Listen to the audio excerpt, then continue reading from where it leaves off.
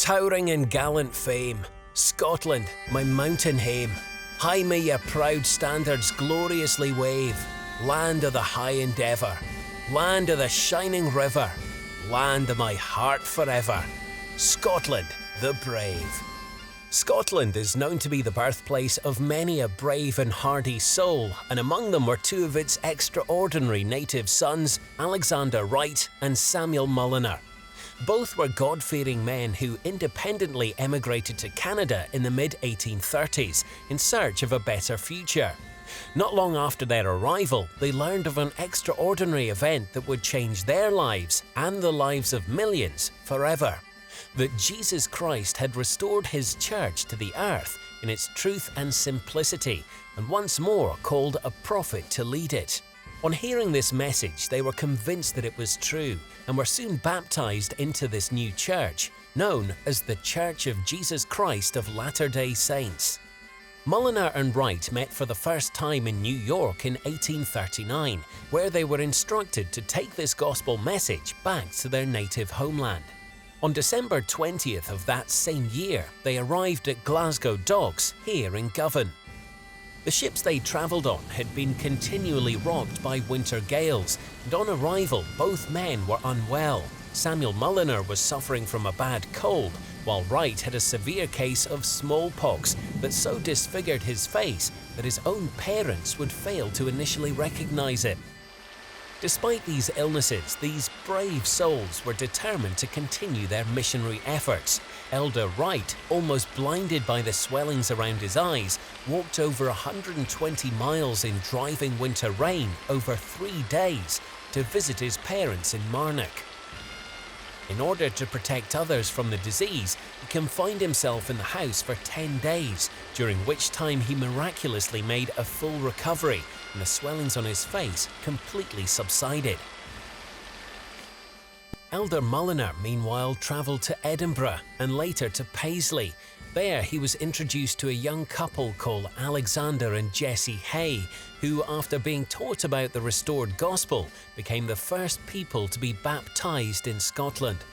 The baptism took place here in Bishopton, just outside Paisley, on the 14th of January, 1840. At the end of January, Elder Wright also arrived in Paisley, and the two missionaries preached the gospel together in various meeting houses in and around Paisley. By early May, Mulliner and Wright had baptized 80 people. I don't think we'll ever be able to fully appreciate what that earliest generation of missionaries did for the church and for us. The hardship they faced, the illness and the difficulty that they faced, the physical discomfort, the being away, in this case, not from girlfriends as a modern generation of elders might be, but they were leaving wives and families alone and to fend for themselves.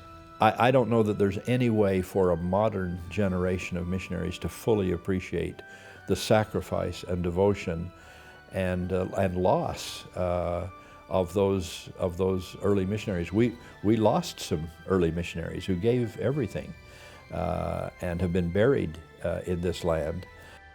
Orson Pratt, an apostle of the church, arrived in Scotland and met with the missionaries. He had been assigned to establish the church in Scotland, and on the 8th of May, he organised the first official branch in Paisley. Elder Pratt left Paisley to preach the gospel in Edinburgh, where he found the people to be unreceptive to his message. Concerned by the lack of progress, he climbed many times to the top of Arthur's Seat, this rocky crag that towers 823 feet above the city. There, he dedicated Scotland for the preaching of the gospel and pleaded with the Lord to deliver to him 200 souls. By the time Orson Pratt left Scotland in March 1841, his prayer had been answered. One of the traditions we have in our church is that a location is found to dedicate that land for the preaching of the gospel, for the spreading of our message. And Orson Pratt chose to do that on top of Arthur's Seat. And you could imagine him being up there, and it doesn't matter what the weather is, it's always windy and blowy on top of Arthur's Seat. And for him to look out and see on one side the sea and and the greenery, and in the other to see the castle in Edinburgh and the royalty and everything that represented. And his heart must have been very full to try and supplicate God to say, bless this land, that we will be able to find those who want to hear and listen to the message of the gospel of Jesus Christ. Over the next 20 years, over 10,000 Scots would join the church, and more than 7,000 of them would subsequently leave from the docks here in Greenock to emigrate to the United States to build a new life and help build the new church there. Immigration went on so long that if everybody had stayed here, I think the headquarters of the church would be in the British Isles today. That's how great the missionary harvest was. As the years passed, hundreds of missionaries from all over the world would continue the work of elders Mulliner and Wright. One of these missionaries was a young man called David O. McKay, who served his mission in Scotland from 1897 to 1899. One day he was feeling homesick after being in the mission for just a short time and spent a few hours sightseeing at nearby Stirling Castle.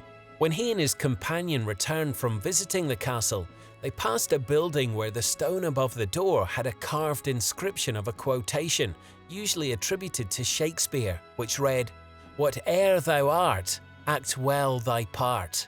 This message had such a profound impact on Elder McKay that he used it for inspiration, not just for the rest of his mission, but for the rest of his life.